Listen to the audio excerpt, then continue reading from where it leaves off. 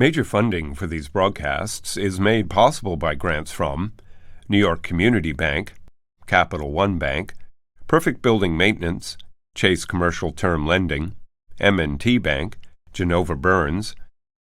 Additional support is provided by AKA Hotels, Corman Communities, Aerial Property Advisors, AVR Realty Company, Bank of America Merrill Lynch, Bank Leumi USA, Briarwood Organization, CBRE, Citizens Bank, Collins Building Services, Connect One Bank, CPEX Real Estate Services, Cushman & Wakefield, DDG, Dime Savings Bank of Williamsburg, Douglaston Development, Levine Builders, Fisher Brothers, First Nationwide Title Agency, Flushing Bank, Friedman, Handler Real Estate Organization, HAP Investments, Investors Bank, James D. Kuhn Real Estate Center at Syracuse University, Kilroy Architectural Windows, New York's Window Company, Madison Realty Capital, Matone Group, Mercantile Commerce Bank, Meridian Capital Group, New Banks, Optimum Window Manufacturing Corp., People's United Bank, Rosewood Realty Group, SJP Properties, Sterling National Bank, Stonehenge Partners, TD Bank, Terra CRG, The Continuum Company, The Moynihan Group, and These Friends.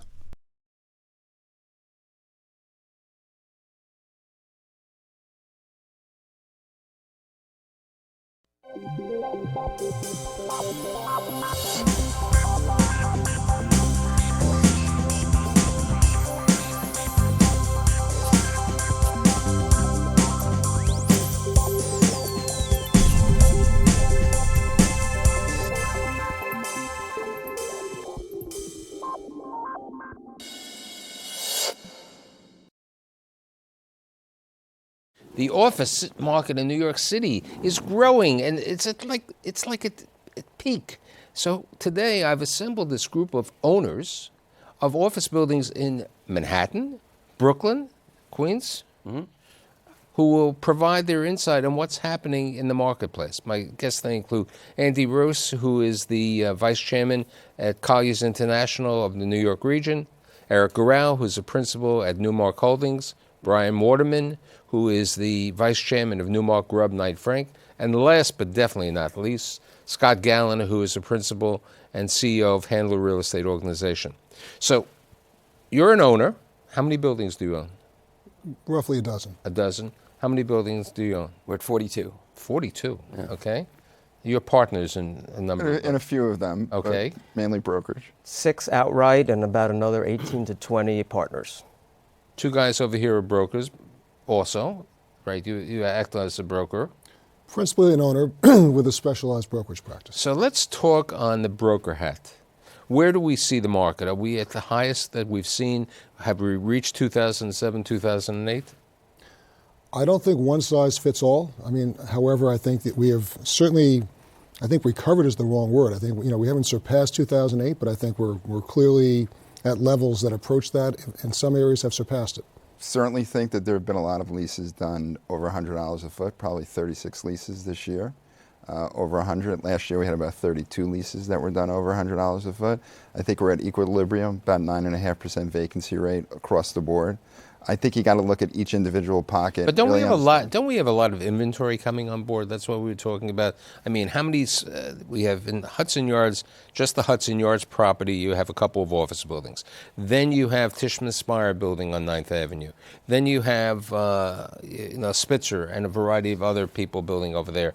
Lower Manhattan, you have the Trade Center, you have the other buildings. So we have 14, 15 million square feet of space coming in. In A stock, though, Michael. These are sort of one tranche of type of buildings, but there are the B plus and B buildings. I think we are probably hit a level higher than 2008 and are starting to plateau now, even in these properties. You're going to put 13 million feet on the market by 2020. You have another 13 million planned. At a 9.5 vacancy, we're thinking it's going to 12 to 12.5 by 2018. So then the equilibrium is going to, we were talking before the show, is it a tenant time? Is the tenant still have an opportunity, or is it an owner time? I think both. I mean, I still think a lot of the new buildings, which the good news is new construction is necessary. They're tenants that want, tenants are seeking value and transformation. Remember, New York is really no longer a manufacturing town. We manufacture intellectual property. We sell knowledge. And tenants need, in order to be competitive, want to retain, recruit. They want to be in areas which make it easy to do that. They also want to be in spaces that allow them to do that. So a lot of this new construction is necessary, but the new construction is taking place at the fringes because the CBD locations are not available to them, or just the economics are very hard to justify. Consequently, you've got Hudson Yards, you've got the Trade Center. Trade Center has been revitalized by transportation and all the wonderful things that are happening downtown that have transformed it and made it appealing to the people that live in Jersey City and Brooklyn. Your buildings, what do you see? What's the trends? I think what Scott's saying is correct. I think my vacancy rate is a little less than 0.5% now. When I get a piece of vacant space, it sort of rents really quickly. Do you still have any manufacturing? You remember, So we have two buildings. You know, these properties at one time, you know, go back 30, 40 years ago, you know, you went down 7th Avenue, you went down the side street, all you saw were the rolling cars. Oh, that's right. Okay, you know, the schmatters over there. You don't see that anymore. No. Who have they been replaced by? All kinds of different tenants, a lot of service Tech, stuff. tech and TAMI tenants, Tech and all TAMI over the tenants, place. some nonprofit stuff is basically coming to the district. The reality is, when you focus on these new areas, you talk about transportation.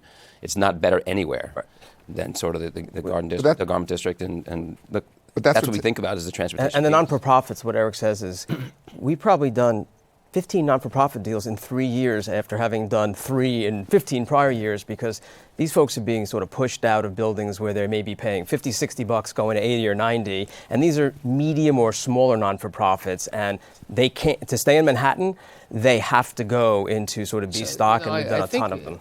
I think one important segment today that we hear about, people see it all the time, is the co-sharing of office space, the WeWorks, okay? Which many of us remember when Regis went out of business and filed Chapter 11 a couple of years ago. What do you see, you know, I've heard Adam Newman speak, and he has this attitude and proliferation. What do you see about the office share and the co-sharing? What's your thought of that? Because they're taking a lot of space for that marketplace right now. You look at the profile of the tenants that are in there. You know, they have a pretty high occupancy rate right now. There's a need for that type of space because as a lot of these buildings have been, adaptive reuse, the small space segment has really gone away. There's really not a lot of buildings out there that can accommodate the smaller size tenants because most owners are now looking to amalgamate their space, create larger spaces. And I think that has opened an opportunity for WeWork in this marketplace. I'm sure, Andy, you've seen this, Scott, you've seen it. Totally, 100. We had these split floors in certain buildings on an 8,000-foot floor plate. Half the building was split, half were full. As every split floor came up in the last 5 years, we sort of assembled it, gutted it, and built a full 5,000-6,000-foot floor and tried to tenant it with one tenant. So all of those little tenants had to go find a place to go. So as you've had the TAMI gold rush, okay, you've got a lot of these millennials that require incubation. And so these incubators are very, very necessary because this gold rush towards, being the next AppNexus or the next Google, whatever it is, I mean, there is opportunity that is boundless for people of that age. Having said that, I can't really honestly tell you that WeWorks is, the city's largest shadow landlord or the future of the way real estate is leased. Here's an interesting point. Didn't you and your dad over the years and Newmark Holdings lease a number of spaces within your building to other companies who were in the office share? We've done a little bit of it. Yeah. One question sort of on the vacancy rate. Is the vacancy rate really our vacancy rate plus their vacancy rate? They have a very low vacancy. They have a very low vacancy. We rate. shouldn't it be added in? Right, it should be added in, but you're never going to find it. It's never going to give you the information. Right. But I know that over the years you leased to BevMac or somebody like that. Okay, and BevMac has been in the office share, but never to the sophistication. Because years ago I was in an office share. You had a room. Okay, there was nothing there. There were no amenities. Those weren't for social. That was a whole different. That was just geography. That was physicality. Real estate. Yeah, it's that was not real estate. Yeah, right. It's the lifestyle. Look, a lot of Much landlords, different. and a lot of very smart landlords. We've all drank the WeWorks Kool-Aid. But again, I can't tell you that the city's largest, shadow landlord or the tenant of last resort. And sometimes when you've got a piece of space that is difficult to move, all of a sudden it's a great fit. And it checks a lot of boxes. Regis has a space on 3rd Avenue, like at 47th Street. ground floor office space where you can rent, $30 a month. You have the right to go into the room, make sure you have your earphones over there, and it's like it's a bullpen. With the. I don't want to bang the drum on WeWork, but I think WeWork and Regus are completely different types of Different music. models. They're completely different models. WeWork is about a lifestyle brand. It's about a working environment. It's about a co-working environment. It's about sharing ideas, where Regus is about renting space. Regus is an office. Regus is an office. Right. And WeWork is more sort of an environment. And so we did a couple of the office ones a few years ago. Problem with being a landlord there is now you sort of lose control of who's coming into your building, et cetera, if you have 15 little tiny tenants there. And WeWork is a very different environment than just a key in an office and a reception. But ironically, so we have WeWork as a major tenant in one of our buildings, and also Regus, and these two buildings are within 2 blocks of each other, and they're both just crushing it. They're doing great. With different Different Are you the different landlord in constituencies both buildings? In both buildings. And so WeWorks has been terrific, and they've got a separate entrance, they've got a whole separate lifestyle, and it just works. It has brought energy to the building, but I can't look in my crystal ball and tell you that that's the way space is going to be leased in 10 years. It may or may not. Could be something new and different. So now let's take my crystal ball, which unfortunately they didn't put on the set today.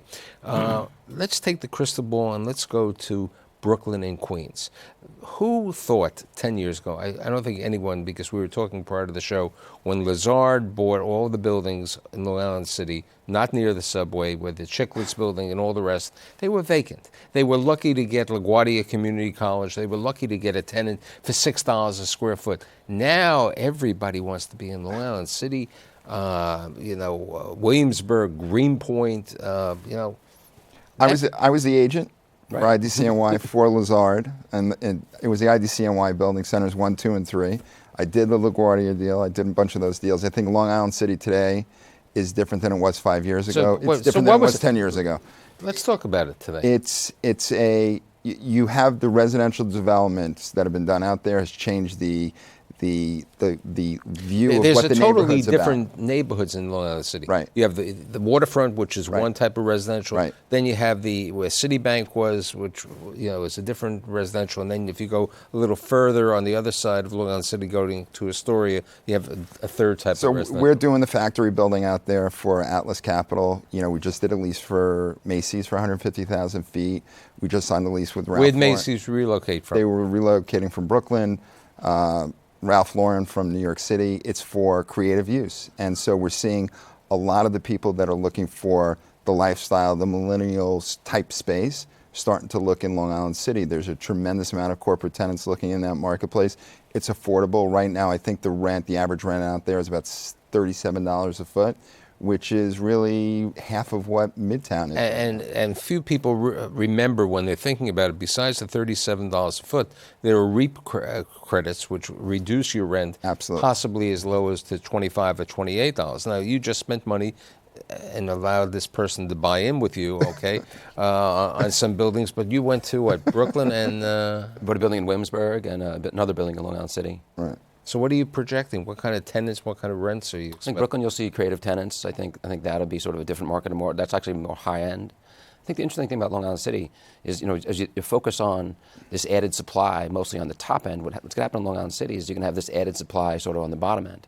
So at $37, also a big increase supply-wise is going to put pressure on some of the Manhattan buildings that sort of struggle to rent space, for maybe $40. Right. So when you're thinking about development, you're only thinking ground up. The reality is it's really more than 13 million feet because you have to add all the buildings already built, but they're now going to be redeveloped from the inside, like what we're going to do, to increase in supply. Because there are no more manufacturers in Long Island City either. Long Island City. Correct. Few and far between. Long Island City last 3 years, probably 2.5 million square feet of adaptive reuse, from industrial to office. So let's talk about Brooklyn on the waterfront. Not the Williamsburg. Let's talk about the property in Industry City. Then there's the other property, Bush Terminal, and then there's the third building over there. How do you see that market? These are big spaces, some of them alternatives. We have a couple of broker clients. We had a couple of tenants that were looking at 40s in B building renewals here with 10 or 15 or 20,000 feet. It just wasn't working for them, and they were able to make some very opportunistic deals in Sunset Park. they understand they have to deal with the logistic problems, and they think they figured it out, but how to sort of make the move over there. But logistically, I think somebody said at the Fauci building they have a shuttle, right? Factory Fauci have a shuttle to the train. In Brooklyn, it's a little bit different. We just opened an office in Brooklyn. We think that there's a big market there. I think that when you look at the Brooklyn tenants, the employees are biking to work. There's a big push from a lot of these companies who have employees that are really already living there. And so I think that those type of owners are trying to tap into the tenants that are already there, as well as the employees that are already there. Long Island City, I think, has a different employee profile. Eric, you've seen that, I think, in the 2 different buildings that you've bought, right, over the past year? Yeah, I also think that a lot of the tenants we're going to get, their employees probably don't live in Manhattan. Right. So there's going to be actually an appreciation on the employee side. It used to be the employee piece was the tough piece, right? Sure. When someone sort of moved away from the CBD. Right. Now I think that part's gone. They're already there. And that's why downtown, I think, has become very attractive, because a lot of those millennials live in Brooklyn, they live in Jersey City, and what was difficult to get to before is now much easier. You know, when talking to prospective tenants for our buildings, and we sit down and we talk about their employee profile, and I, at one time, ran a sizable building as a tenant of Eric's with 40 or 50,000 feet, and half our employees lived in Manhattan with 500 people in the building. Right. Now, you talk to someone and you realize, and I look in my office, 10% maybe. It's knowing what the rental is in New York, the res deals and the res purchase. Not many of these folk are living in Manhattan, other than maybe the people running these businesses. Mm-hmm. So it really changes this notion of I have to be centrally located. Now you have to be centrally located as some sort of form of commutation, which is, you know, why we have such an advantage. Whoever thought we'd be talking about commutation bike as part of commutation or pattern. Ferry. Or ferry in terms of the employees on how they're getting to work, and that's definitely a factor. You know, when we talk to a lot of tenants today, they are asking those questions. Are there bike rooms? Where are my employees going to put their bikes? Where's the communal space? Those are important issues. When you look at what people are budgeting for space right now, these common areas are probably 14 to 16% of the total rentable area when they take space. So the irony is the people entering the job market now are different than the job market that we entered when we were that age. Right. We all wanted to be our fathers. Okay, we all wanted to go put a suit on, have a desk, go to work, and pound the pavement. Right. They don't want that. I mean, I've got children between 20 and 30. One can't wait to put a suit on and go work in the office because he likes meetings. The other one never wants to put a suit on, wants to ride his bike. Last thing he wants to do is be boxed into any kind of, criteria. And he sees all sorts of opportunity. They're equally smart, they just have different objectives. But I think this is incredibly healthy for the city. I think while the CBD is always going to be a destination, New York has shown tremendous resilience over the years and is a wonderful destination. I think what's happened in Brooklyn and Long Island City only just makes the city as a whole much stronger and a more diverse workplace. Yeah, I hear about Long Island City. I hear about the waterfront in Brooklyn. What about downtown Brooklyn office space? I haven't heard from anyone over here talk to me about Metro Tech or other areas. Okay, there's a lot of things happening in downtown Brooklyn. If you're talking about the cranes that you're seeing in Long Island City, just go downtown Brooklyn. You're seeing cranes, but not really for office buildings. Mm-hmm. You're seeing cranes for apartment houses. A lot of res. A lot of res, very little office.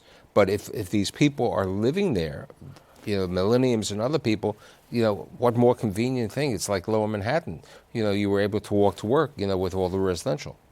And I think all the residential is really important because people need a place to live. I think they'll always find a place to work. And I must say, when Larry Silverstein was originally planned to build all this office space after 9/11, I really thought he was wrong. And you know what? He was right. Because I think whatever they built down there would have been transformative. But I think that transformation occurred when the tenants like Condé Nast and others moved down to that part of town, and all the cool people wanted to follow them and be there as well. And while I could never see myself living there because it was always the first market to fall and the last one to rise.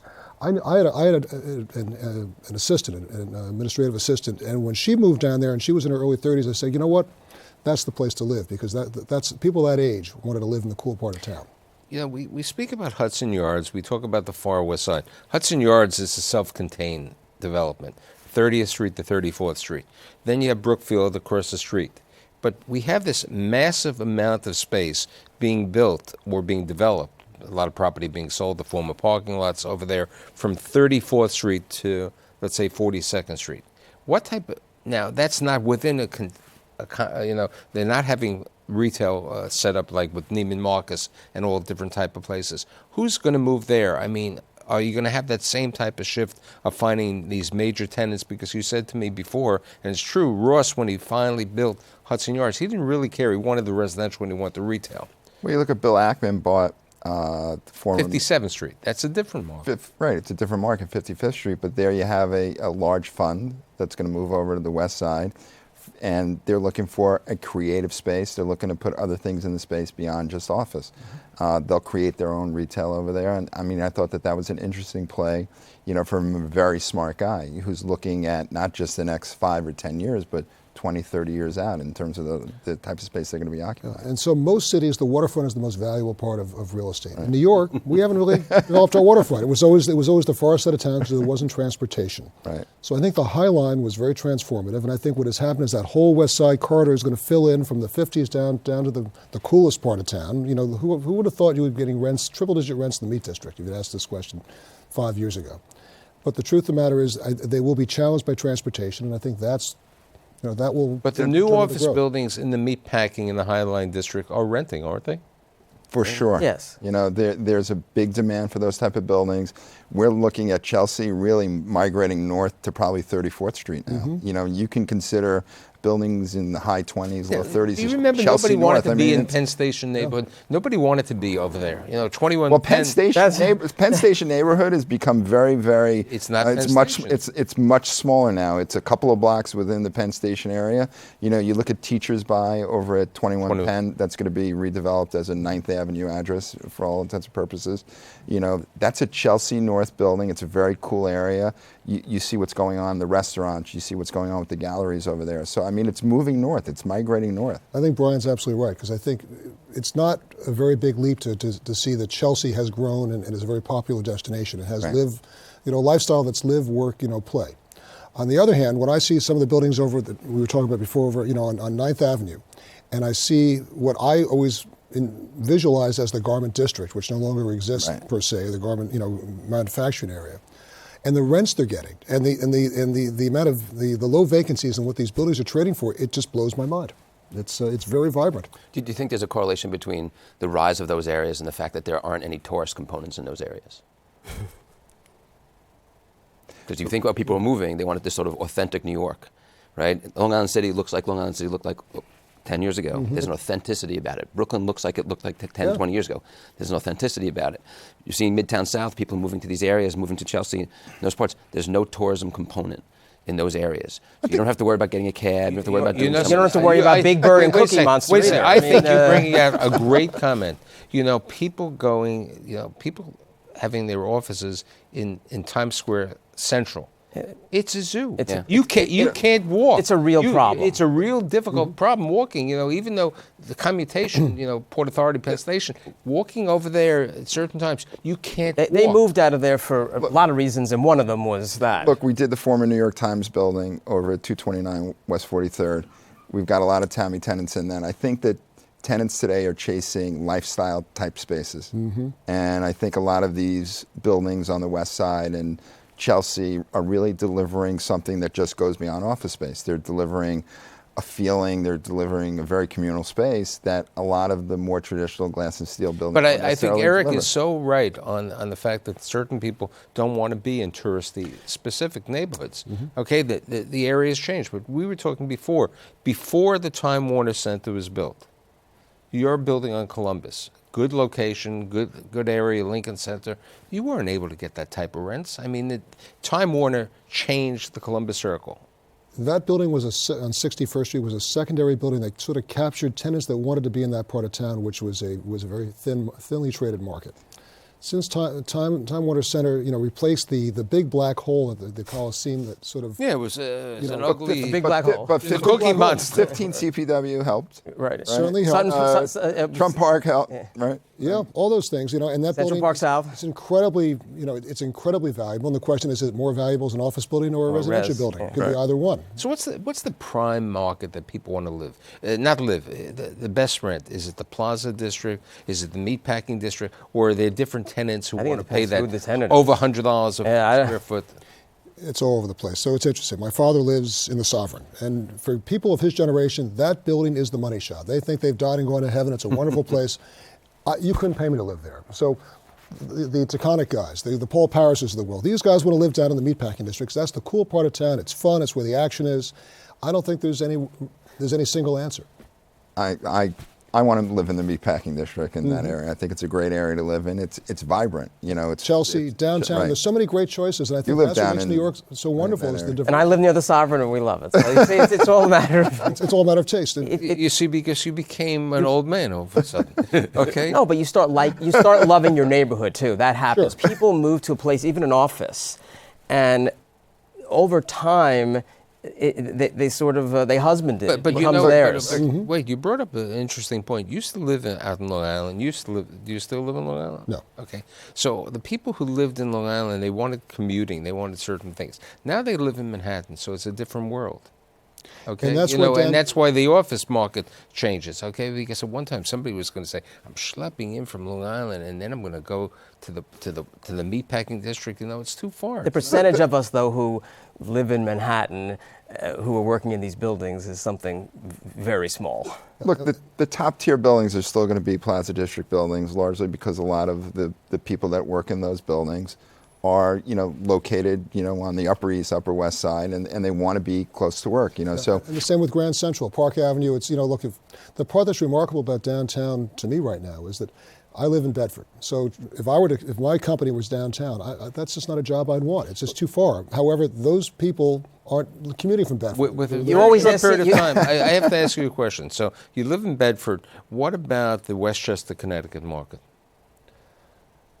It's a different world. It's a different world, lower rents, with the exception of Greenwich. Yes, and I think you have to want to be there. Jersey City market. In New York, you said you look at buildings. Jersey City is very, very tight. It's a very tight market. We own 2 buildings there, and we have incredible interest. Right. And people basically want to take them and turn them into resi buildings. And I think I might try an office play, actually. Sort of a B office play in Jersey City. I think that might be we just represented JPM out there where they took 350,000 feet. There's no space left out there. So if you have a large requirement, you really can't find that space if you really want to be right there. And look at like 10,000 apartments being built in the next year. Oh, Jersey City is not 10, it's probably 15. I mean, and the convenience, anything that's near Journal Square or near the Path in Jersey City is really doing well. Yeah. So I think in summation, the office market is pretty good, even with a large amount of inventory that's coming on, because there are more people coming here each and every day. There's more millenniums. Industry is good. And we're a positive number. Everybody's looking positive for 2016, correct? We all agree. So I'd like to thank Andy Roos, Eric Gural, Brian Waterman, and Scott Handler, and I'll see you next week. Thank you.